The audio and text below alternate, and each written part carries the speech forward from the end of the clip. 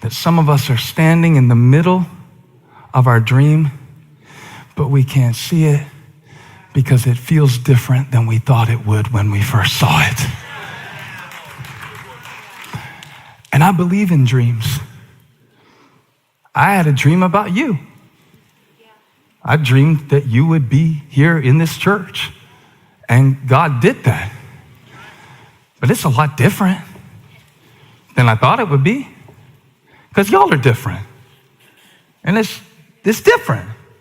Y'all are different. You're different than the person 3 seats down for you, and you grew up in Vacation Bible School, and they're thinking like Joseph wasn't that Jesus' dad? And they're like this, and I'm trying to preach to all these different people.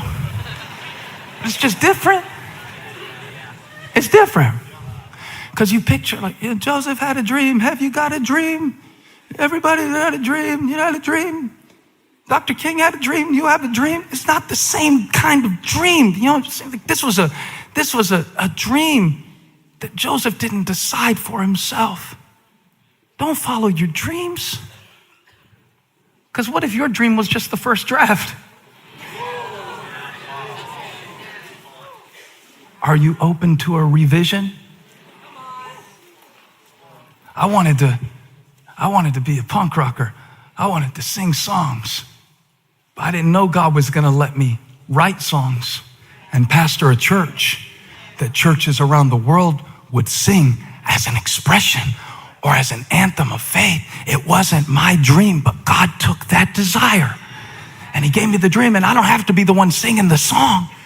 I just want to be a part of it. It's the value of a bigger picture, but your dream can be a distraction because now you're not following Jesus, you're following your dream. And when your dream takes you down an unexpected path, you start to complain and freak out and get frustrated. And you are missing the dream because you will not wake up to the reality. Sometimes we don't know the difference between a dream and a fantasy. I told our staff recently, this is the dream. When you're frustrated in ministry, remember that some of you were watching Elevation Church online before you came to work here, and you thought, if I could ever get there one day. But you didn't know that the baptism tank was gonna be half full when you got here, and you'd have to fill it up right before. And next time you have to get here and the volunteers don't show up, and next time you have to just say to yourself, this is the dream. Huh? Waking up in the middle of the night as a new mom, this is the dream. Even if you have to fake a smile, the devil won't know the difference. All he'll see is that you're smiling. This is the dream. And yet it won't feel like American Idol. And yet it won't feel like an Olympic gold medal ceremony, because it's not that kind of dream. By the time Joseph's dream finally came true, because dreams do come true, it was 2 decades later.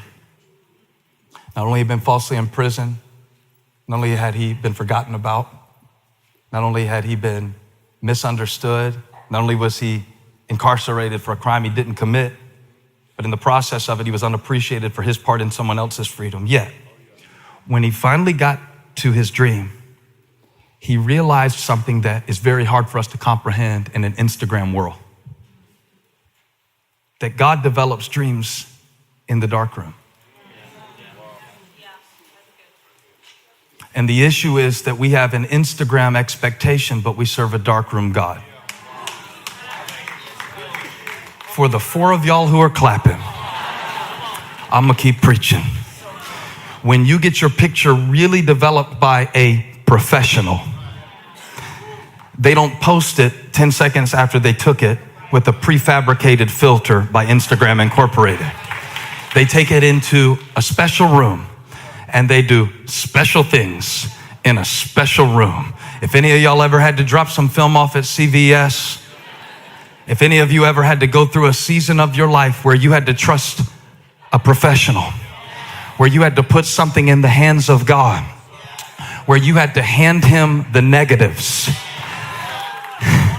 and trust him to take the negatives and take them into the secret place of the Most High, and take them into the place of his purpose, and take them into the place of his wisdom, and take them into the mystery and trust him that if I put it in his hands, and if I have the patience to let it develop, if I have the patience to know that every scene of my life is playing a part in the bigger picture, not of the dream that I had, but of the desire that was in God's heart. And I might be standing in the middle of a dream that I don't have the clarity to see right now because the picture does not match my preference. But watch this. I'm willing and ready and able to trust God even in the dark places of my disappointment, because I understand that some of God's greatest work happens in the dark where I don't understand and I'm feeling around and I thought I was going to be done with this by now and I thought I'd be different by now, and this is not how they put it on the box and this is not how the hamburger looked on the commercial, but here I am, God, and I trust you, not my dream. I trust you, not my idea. I will not make my ideas my idol. I'm worshiping you. I'm serving you. It's not about position. It's about purpose.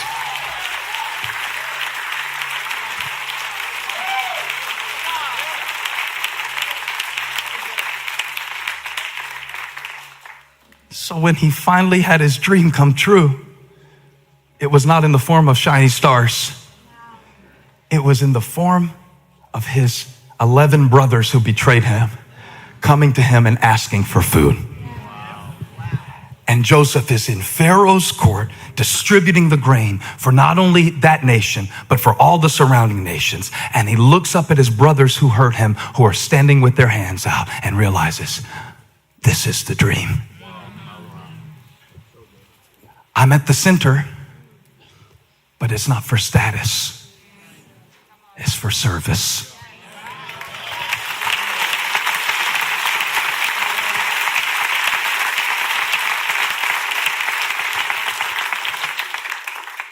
Has God been trying to get you to see that in your own life lately? We attach ourselves to a version of a dream that may not have even come from God to begin with. And what if the greatest thing God is going to do through your life is what he is going to allow you to contribute to somebody else's? Are you open to that dream?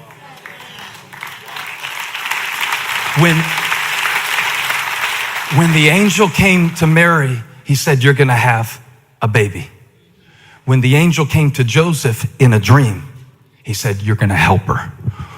What if the dream God has for me isn't even about me? It's the danger of a dream to start thinking like, this is what my kids are going to grow up and do. Okay? Like, get your Harvard mug out of your coffee mug cabinet.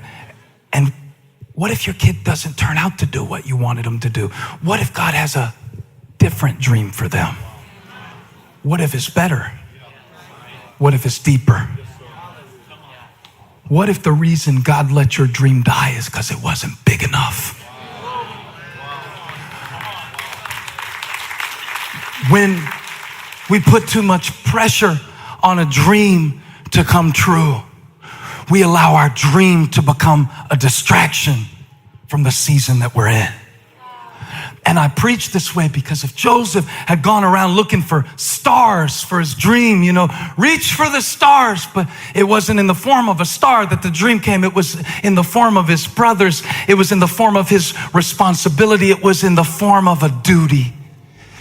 You don't have to have some grand dynamic dream to serve God. Stop feeling guilty because you don't have some huge dream to end cancer or to start a new ministry or to maybe like be the next Bill Gates or Elon Musk or go to space. Maybe you don't have the talent for that. You don't have to have a huge dream, but you do need to serve a purpose in this season. And I wonder, is there somebody here watching online who is standing right in the middle of the dream, but it looks different than it did in the distance? This is the dream. To know him, to serve him, to love him. And there's two types of people in the room. Some of you are discouraged because you had a dream and it didn't happen. Hasn't happened yet. Don't know if it will. And others are disillusioned because you're in your dream, but it's different than you thought it was going to be. You're standing at the middle, but it's your brothers around you. God said that today was going to be a day for you to see the dream for what it really is and let go of the illusion of what you thought it would be. If you stand right now, I'll pray for you.